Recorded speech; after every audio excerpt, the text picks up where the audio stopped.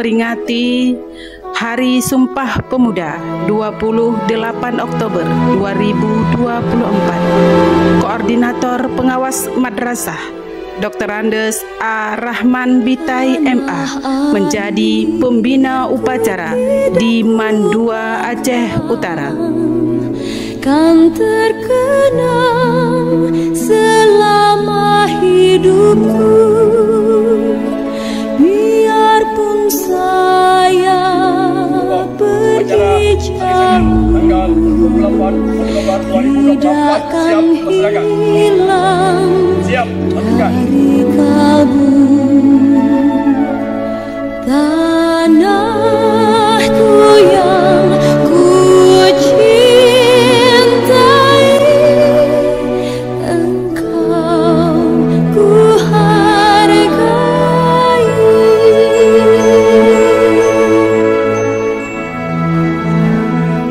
Walaupun banyak negeri ku jalani,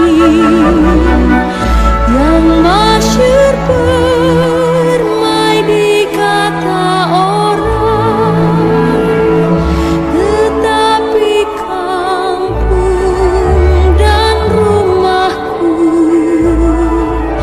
di sanalah ku rasa senang.